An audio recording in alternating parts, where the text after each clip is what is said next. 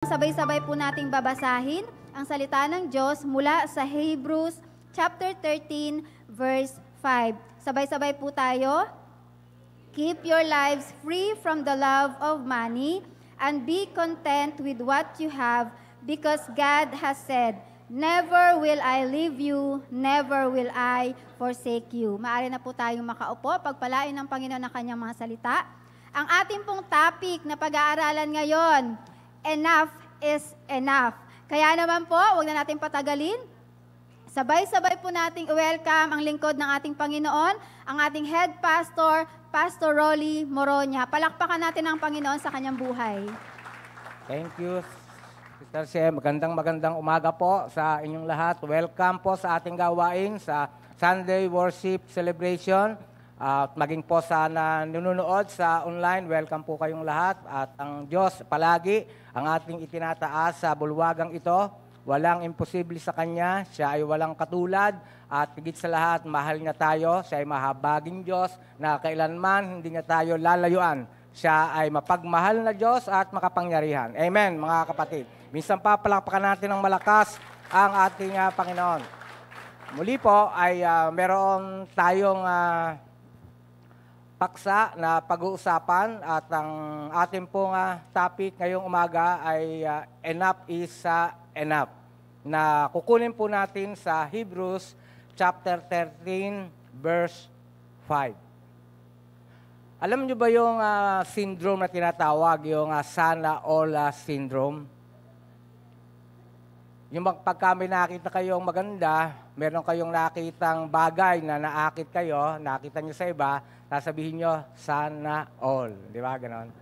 Sana all may iPhone. Sana all may bagong sasakyan. Sana all nakakapag-travel. Sana all makakaluwag-luwag ako.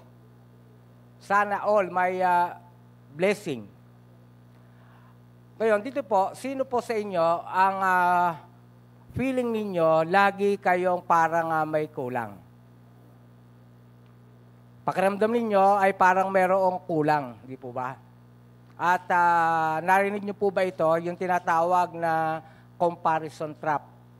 Comparison trap. Ito ay isang psychological pattern na kung saan palaging sinusukat ng tao ang kanyang halaga sa pamamagitan ng pagkukumpara sa itsura, sa mga tagumpay ng iba, sa mga gamit at marami pang bagay at kung gaano sila kasaya. So palagi mayroong comparison. Kaya ito ay trap sa atin. Trap ito dahil wala itong katapusan. Lagi mong makikita na may mas maganda, may mas pogi sa'yo. Hindi ako papayag, ako lang. Joke lang yun. Mas mayaman sa'yo, mas successful o mas magaling kaysa sa iyo. Dahil dito, ang laging nararamdaman mo ay palagi nga na parang may kulang. Kasi kino-compare mo yung sarili mo sa iba. Narito ang findings sa mga pag-aaral. Findings po ito sa mga pag-aaral. Natural daw sa tao na sukatin ang sarili sa pagkukumpara sa ibang tao. Pero madalas, imbes na ma-inspire ka, nauwi ito sa inggit at kawalan ng gana sa buhay. Mas matagal daw ang ginugugol ng mga tao ngayon compare noong mga unang panahon sa social media, gaya ng Facebook, Instagram at TikTok. Mas bumababa ang satisfaction nila sa sarili. Kasi nga, puro maganda naman ang makikita mo sa Facebook. Wala naman magpo-post dyan ng pangit eh. Kaya nga yung kahit na hindi ka pogi, papopogiin ka, di ba? Yung medyo hindi ka naman maganda, papagandahin ka. Nakita. Pero ako hindi ako marunong doon. Hindi ko alam kung paano ginagawa ng mga kabataan o sino mang marunong. Kaya, kahit alam nating edited lang ang ibang mga post, alam nyo, minsan, naapektuhan pa rin tayo sa mga nakikita natin at kung paano natin ina-absorb yung mga nakikita natin sa social media.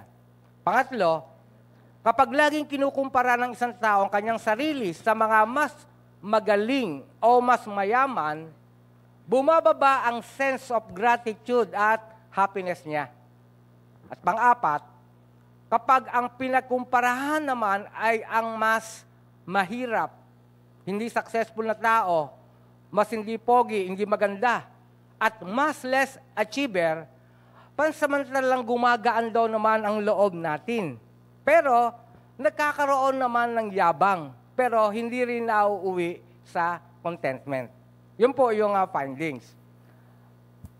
Halimbawa, okay ka naman sa cellphone mo, tapos nakita mo yung kaibigan mo may latest model.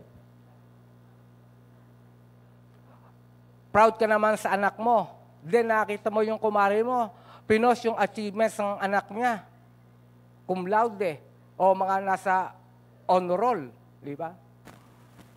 Masaya ka naman sa trabaho mo, then biglang na-promote yung mas huling na-hire kaysa sa'yo. Magreklamo ka.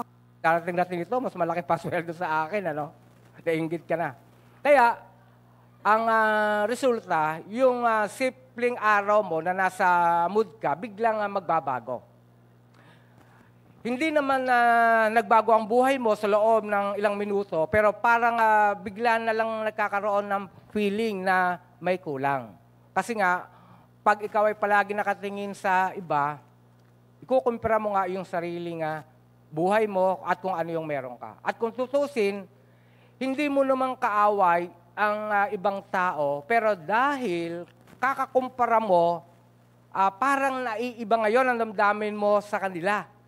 Pati tuloy yung sigla mo, nawawala. Ibig sabihin, naiinggit ka na. Amen po ba, mga kapatid?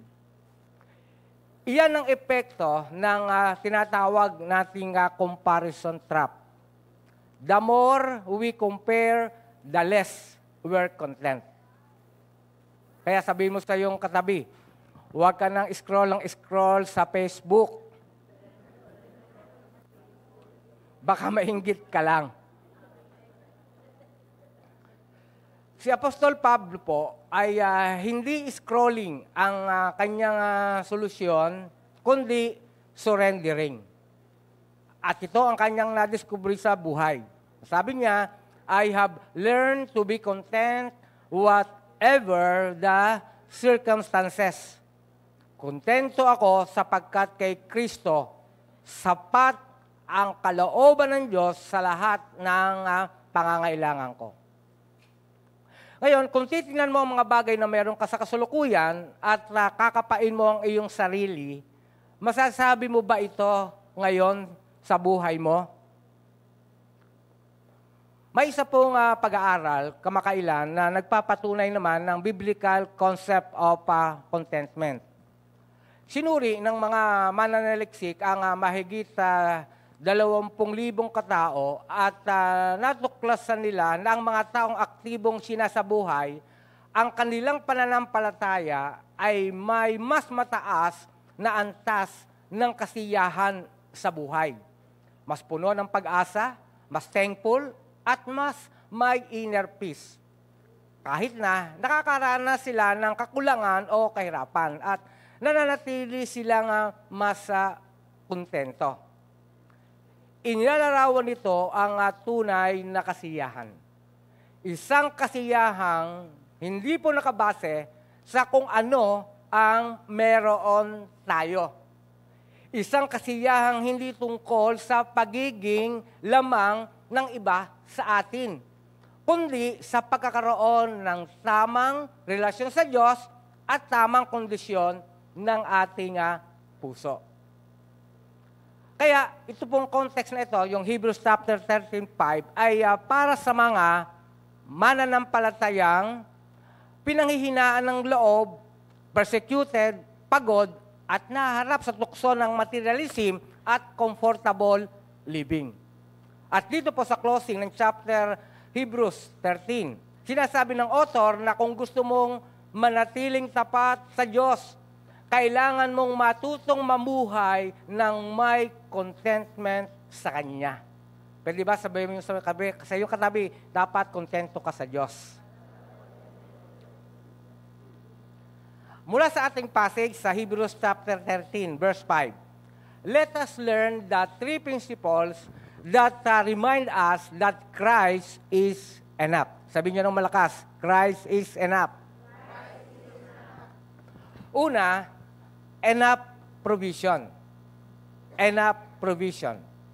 Keep your lives free from the love of money. Yon ang ating nabasa. The writer of Hebrews was saying, huwag mong ibigin ang pera ng higit sa Diyos. Hindi po kasalanan ang magkaroon ng pera. Pero kasalanan na kapag pera na ang may-ari sa iyo. At ginagawa mo na siya nga Diyos-Diyosan. Hindi rin kasalanan ang magsikap upang kumita ng magkapera o kumita at magkapera sapagkat ang pera ay totoo namang napakaraming nasosolve na mga problema. Totoo po ba yan, mga kapatid? At dapat lang na bilang mananampalataya, hindi lang pray tayo ng pray, dapat maging masikap tayo, masino, pasipag, at madiskarte tayo para umasenso din naman ang ating mga buhay. Tama po ba yan, mga kapatid? Ngunit, tandaan lamang, na ang kapayapaan at kagalakan ay hindi nakabase sa kung gaano karami ang pera mo at kung anong naiipon mo sa bangko. Kapag ganyan po ang pamantayan, ito ang pamantayan ng Diyos, then God is not fair. Para bagang sinasabi natin, para lamang sa mga nakakaluwag at sa mga mayayaman yung buhay ng kasiyahan. Paano naman tayo na hindi ganoong karami ng pera, ganoong kalawag ang buhay? Kaya kawawa naman yung mga below minimum ang income. At ang malaking tanong, how much money is enough? Kasi ganito po yun. Pag natupad mo yung pangarap na gustong magkaroon ng 100,000 pesos, pagkatapos noon, sigurado, ang gusto mo naman, magkakaroon ka ng milyon. At tinitiyak ko, pag nagkaroon ka na ng milyon, ang gusto mo naman, magkakaroon ka ng bilyon. Hindi po ba? Naranasan natin yan eh. Nang matupad ang pangarap na gusto mong magkaroon ng bilyon, gusto naman magkaroon ng trilyon. Dagdag ko lang. Alam niyo ba ngayon yung milyon, maliit na pera lang ngayon yan. Napakadaling gastusin ho. Yung dati yung milyon, ang laki. Pag sabi, milyonaro ka, dilat ang mata mo. Ngayon yung milyon, hindi na ho ganoong yan. Bilyon at trilyon na ang pinag-uusapan. Kaya, mga kapatid, this is an endless and dangerous pursuit. Kapag ang pag-ibig na dapat sa Diyos ay nabaling sa kayamanan. Napaka-risputo, napaka-dangerous po nito. Kaya ano sabi ng 1 Timothy chapter 6, verse 10? Dahil sa paghahangad na yumaman, may mga taong, ano sabi? Nalalayo sa pananampalataya at nasasadlak sa maraming kapighatian. Ano natin to? Rephrase natin. Dapat ganito yun. Dahil sa paghahangad ng taong yumaman, ay lalong lumalakas ang kanyang pananampalataya at lalo siyang naglilingkod ng tapat sa Diyos. Sabi ni Pastor Rolly. Ito sabi ni Pastor Pablo ito kay Timothy. Di po ba? Dapat ganun sana yon mga kapatid. Amen po ba? Mga kapatid, palapakan niya natin si Lord. So, yan ang gusto ninyo. Pero again, mga kapatid, ito ang katotohanan. Jesus and not the money is our master. Si Jesus lang po ang ating master. Kaya siya ang ating Lord and Savior. Dapat sa ating lahat na narito ngayon, clear na clear po iyan. Si Jesus ang ating Panginoon, siya ang master ng ating buhay. When it comes to provision, this is what the Bible says. Philippians chapter 4, verse 19, and my God will meet our needs according to the riches of His glory in Christ Jesus. Number 2, enough possessions. Enough possessions. Be content with what you have. Yun ang sabi ng talata na atin po nga binasa. Be content, be satisfied, be grateful, and rest in what you have. Again, hindi sinasabi dito na bawal mangarap o bawal magsikap, mga kapatid, ha? Hindi nito sinasabi sa atin na huwag na tayong magtrabaho o mangarap o magsikap. Sa halip, Ang sinasabi, maging malaya sa kasakiman at pagkukumpara. Yun po ang itinuturo. Pwede kang mangarap, pero huwag kang magmaktol kapag hindi mo pa ito nakakamit. Pwede kang magsikap, pero huwag mong sukatin ang halaga mo base lamang sa mga kung ano ang nasa iyo. Maaari, yung laki ng bahay mo, kung yung kotse mo, kung ano yung pera mo. Sa panahon ngayon kasi, para bang ang sukatan ng mga tao o ng mga kasukatan ng success ay kung gaano karami ang pag-aari mo at kung gaano ka kasosyal sa lifestyle mo. At kasi nga, lahat ng tao, yun ang gusto, naging materialistic. Kaya pagka meron yung iba na significant, yung kanilang tinatangkili, kumahanga tayo. Di ba? Merong ganon. Amen po ba? Pero ang totoo, mga kapatid, wala ka man ng lahat ng ito, kung si Kristo ang laman ng puso mo, mayaman ka na. Amen. Palapakan natin si Lord. At ang taglay mong kayamanan, hindi kaya nga bilhin ng pera. Kasi ang sabi, be content with what you have. Ito ay paalala lamang ng ang kasiyahan ay hindi nasusukat, again sa laki ng bahay, dami ng sasakyan at mga ari-arian. Kaya huwag kayong mainggit. At kung meron man ito, praise God. At kung kayo man ay naging successful sa material na bagay, ipagpasalamat sa Diyos, walang masama. At lalo kang maging daluyan ng pagpapala at maglingkod ka ng tapat sa ating Panginoon. Amen po ba, mga kapatid? Ngayon, may isang illustration na share ko sa inyo na ito marahil nadinig nyo na sa iba. May isang lalaking naglalakad sa gilid ng kalsada. At dahil mainit, pawis na pawis siya. May nakita siyang isang siklista. Yung siklista, yung nagbibisikleta. Sabi niya sa sarili, buti pa siya, may bisikleta. Sana meron din ako para hindi ako naglalakad. Maya-maya, nag-overtake na motor sa siklista. Yung motorsiklo nag-overtake sa siklista. Sabi nung siklista sa sarili, ang sarap siguro kung may motor ako. Mas mabilis at hindi nakakapagod kapipilal. Totoo nga naman. Samantala, yung nakamotor naman ay huminto sandali sa traffic light. Sa tabi niya may nakatabi siyang kotse. Sabi nung nakamotor sa sarili, sana may kotse rin ako. Mas komportable, malamig, walang alikabok, at di na need magkapote pag naulan. 4 pa ang gulong. Yung nakakotse naman, nakakita ng chopper. Alam niyo ba yung chopper? Na pababa sa isang open lot. Sabi niya, sana may chopper ako para di ko na problema ang traffic. Ang sakay ng chopper ay isang napakayamang lalaki na naka-wheelchair pagbaba. At habang tulak siya, nakatingin siya sa lalaking naglalakad. Sa isip-isip niya, sana nakakapaglakad ako. Hindi ako nakaupo sa wheelchair na ito. Ano ang lesson, mga kapatid? Katitingin natin sa mga bagay na wala tayo, nakakalimutan natin magpasalamat sa kung ano ang meron tayo. Kung niloob ni Lord na simple lang ang buhay mo, ngunit puno ng pasalamat ang puso mo, mas masaya ka kaysa may marangyang buhay na wala namang kapayapaan.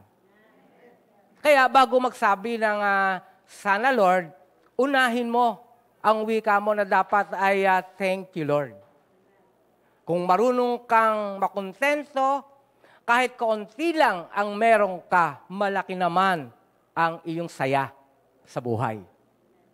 Sabi ni Pablo kay Timoteo, 1 Timothy chapter 6 verse 7 to 8, wala tayong dinalang anuman sa sanlibutan at wala rin tayong madadalang anuman pag-alis dito. Kaya dapat tayong masiyahan kung tayo'y may pagkain at pananamit. Sa halip na hanapin ang wala, ipagpasalamat ang meron ka. Tandaan po niyo yun. Practice daily gratitude. Bakit po? Because contentment grows where thanksgiving is planted. When you are content with life, you can enjoy it. Choice po nyo yan kung mag-enjoy kayo. Choice po nyo yan. Halimbawa, naglalaba ka, yung mga kababaihan dito, pwede kang huwag magreklamo. Pwede mo magsabi, ako, laba ako ng laba. Eh, may bayad naman siguro yung paglalaba mo, no? Tapos, ang gawin mo siguro, para makontento ka, sumaya ang buhay mo, di umawit ka. Kung meron kang Christian song na awitin mo yun. O kaya, pasayahin mo ang buhay mo habang naglalaba ka. Pwede naman yun, kumuha ka ng bula ng sabon, ilagay mo sa palad mo, hindi ba nag-enjoy ka? Yung iba ka, naghihiwa ng kamates, ginagawa pang korting bulaklak. Alam nyo yan, naghihiwa sa korting bulaklak. Kaya ikaw, bilhin, nagandahan mo yung service mo sa amin. Yung iba nga, alam niyo, nagpiprito ng fried egg, binabaliktad pang gano'n. Naglalaro siya, binabaliktad pa eh. Ano man tawag dun sa itlog na may mga sibuyas, kamates, at ano pa? Omelette. O, di ba? Ano siya? Masaya siya, ginaganong-ganon pa niya, di ba? O. Inaano niya, ina-enjoy niya yung kanyang buhay. Kasi kontento siya. Alam niyo mga kapatid, kahit anong trabaho ninyo, basta pinagbubuti ninyo at pinagpapasalamat ninyo sa Diyos, malulugod sa iyo ang Diyos. Amen. Pwede ba palakpakan natin si Lord? So, tatlong principles that remind us that Christ is enough. Una, sinabi natin, enough provision. Ikalawa, enough possessions. At ang pangatlo, enough presence. Sabi, because God has said, never will I leave you, never will I forsake you. Ito ang pinakamakapangyarihang dahilan kung tunay na kasiyahan at kakontentuhan, walang iba, ito ang presensya ng Diyos. Ito ang dahilan kung bakit tayo ay palaging dapat nagiging kontento. Because ang presence ni Lord, pagka ikaw ay Kristiyano, nasa sa iyan.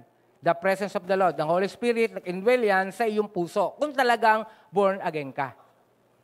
Ang sabi, when you have nothing left but God, that's when you know that God is enough. Ulitin natin.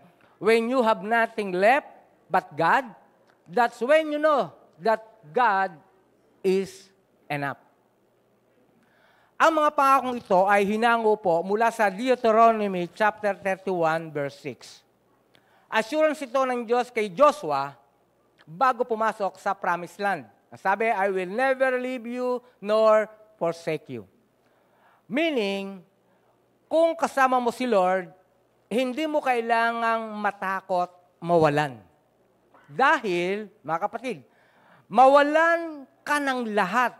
The very presence of Christ is enough. Balikan po natin ang kasaysayan ng paglalakbay ng mga Israelita noong panahon ni Moises. Kung tutuusin, mula Egypt hanggang Promised Land, 40 days lang o mga 6 to 7 weeks lang sana ang biyahe ng mga Israelita. Pero umabot po ito ng 40 taon. Bakit? Hindi naging madali sa kanila na matutunan ang pagiging kontento sa sapat na masusumpungan kay Lord lamang. 40 taon silang tinuruan ng Diyos kung anong ibig sabihin ng sapat, ng contentment, sa lugar na imposibleng mabuhay. Sa mahabang paglakbay na imposibleng i-sustain ang lahat ng pangangailangan, pinagkalooban sila ng Diyos ang sapat na pagkain araw-araw sa pamamagitan ng mana, isang pagkain literal na nalalaglag mula sa langit at tubig mula sa bato sa loob ng 40 taon. Pinagkalooban sila ng Diyos sa sapat na lilim sa mainit na araw sa pamamagitan ng haliging ulap na sumasabay sa kanila Sabihin nga ninyo, sa loob ng 40 taon. Pinagkalooban sila ng Diyos ng apoy sa buong magdamag na nagsisilbing heater sa malamig na gabi sa loob ng ang mga damit nila kusang nag-a-adjust ang sukat, pati na ang sandals. Hindi po ito napupudpod. Lahat ng iyon ay ginawa para sa kanila ng Diyos sapagkat alam niyang hindi nila ito kayang gawin para sa kanilang sarili. Ang lesson na nais ituro ni Lord sa kanila, hindi ninyo kailangang problemahin ang kasapatan habang kayo ay lumalakad ayon sa layunin ko at plano ko. At saan ko man kayo padaanin, ako mismo na inyong Diyos ang bahala sa inyo. Ako ang inyong kasapatan, hindi ko kayo pababayaan. Mga kapatid, ano ang application nito para sa ating lahat sa ating kapanahunan? Tapos na yung nangyari sa bayan ng Israel. Tapos na yung mga kasaysayan doon sa Old Testament. Pero yun ay magiging gabay natin, magiging inspirasyon natin. Sapagkat ang Diyos ng mga Israelita, ang Diyos ni Abraham, Isaac at Jacob, at sa ring Diyos natin ngayon na hindi nagbabago. Amen po. Kaya, pakiramdam mo ba ngayon ay nasa wilderness ka o nasa ilang ka? Kung yun ang pakiramdam mo, mga kapatid, nag-aalala ka palagi, kalma ka lang. Sabi mo sa iyong katabi, kalma ka lang. Kung inalaw ni Lord iyan, hindi para pahirapan ka, kundi para turuan kang maging kontento sa Kanya. Kung meron ka man ngayon o wala, kung sagana o kapos, kung ikaw ay nasa promised land o nasa wilderness pa lang, isa ang nais ituro sa iyo ni Lord.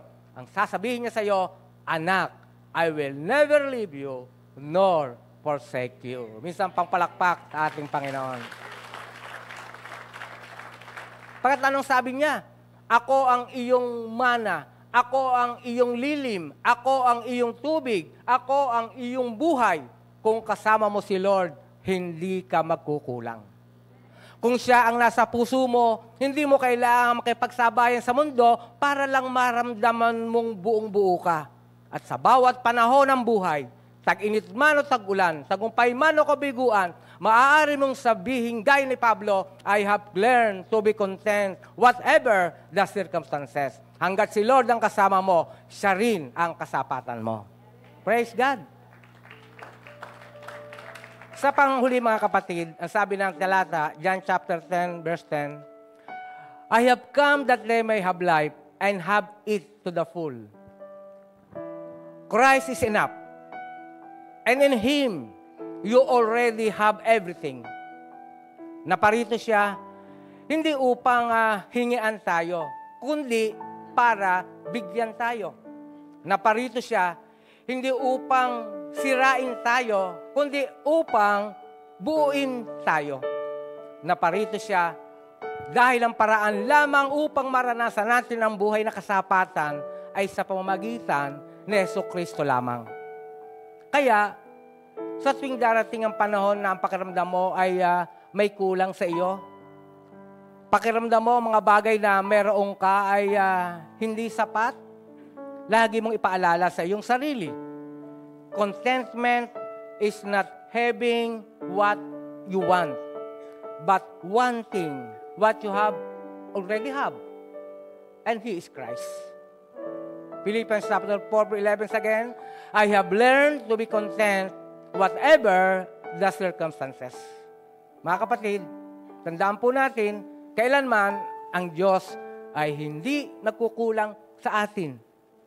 Bago pa lang tayo dumalangin sa Kanya, alam na niya ang iniisip natin. Bago pa lang tayo lumapit sa Kanya, alam niya lahat ang nasa puso natin. Bago pa lang niya sabihin ang gusto natin, alam na niya ang ating mga panalangin. Pwede po tayong tumayong lahat, awitin natin ang awit na nakapagbibigay lugod sa ating Panginoon at maging sa ating sarili na tayo ay magtiwala sa Kanya.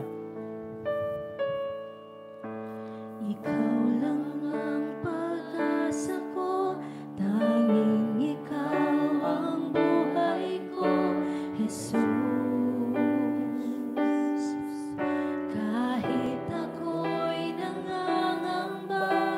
basta't ikaw ang kasama, pangarap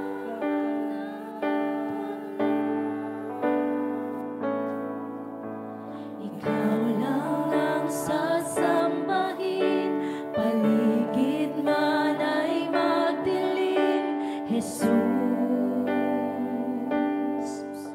Kahit may suliranin man, lagi kang aawinan, ikaw lamang. Kahit kailan, Di ka nagkulang. Di ka nagkulang. biyaya mo sa akin laging laan. Yes, Lord, biyaya mo. Pag-ibig mo Sa akin walang hanggan. inibig mo ako noon pa man. Kailan Di ka nagkulang. Yes, Lord, kailanman na hindi ka nagkulang. mo sa akin laging Laan. ang pag-ibig mo Sa akin walang hanggan. inibig mo ako noon. Ngayon, mga kapatid, baga ka humiling ng bagay na sa tingin mo ay wala ka, magpasalamat ka muna sa Diyos sa mga bagay na meron ka. Bago ka magsabing sana all, sabihin mo muna sa Kanya, Lord, salamat po sa buhay ko. Salamat po sa kaligtasan. Salamat sa iyong biyaya. Salamat sa iyong kahabagan. At kapag natutunan mong sabihin salamat, Lord, sa bawat sitwasyon ng iyong buhay, doon mo maranasan ang tunay na kapayapaan na hindi kayang ibigay ng pera, hindi kayang ibigay ng tagumpay na inaalok ng sanlibutan ito at kahit sino pa mang tao. Sapagkat ang contented heart ay pusong nakahawak sa timeless promise na ito ng Diyos. Hindi kita iiwan ni pababayaan mo. Kaya mong sabihin ngayon, enough is enough. Kapag buong puso kang nakitiwala at sumasampalataya ka sa Kanya, that Christ is more than enough. Amen.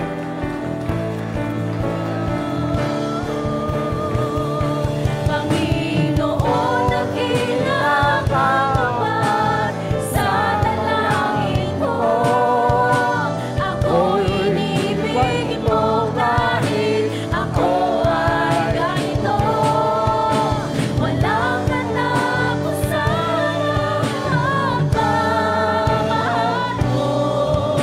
Walang binibili ang puso ko. Taas natin ang ating kamay sa Panginoon. Panginoon, dakila ka naman sa dalangin ko. Ako'y inibig mo kahit ako ay ganito.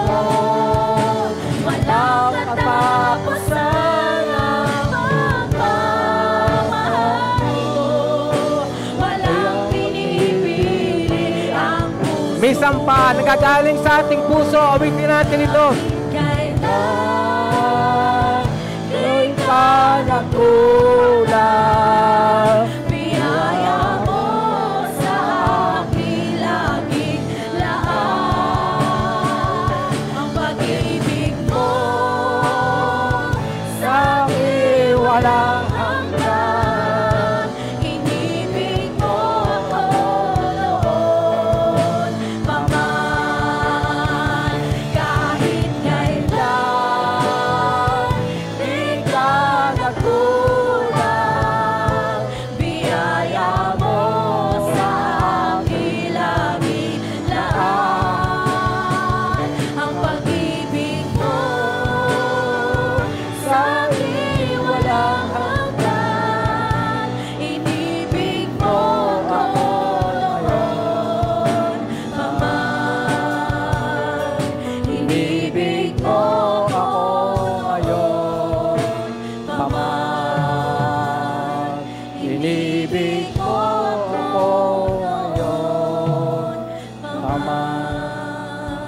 Panginoon Diyos, marami pong salamat sapagkat ikaw ay hindi nagkulang sa amin.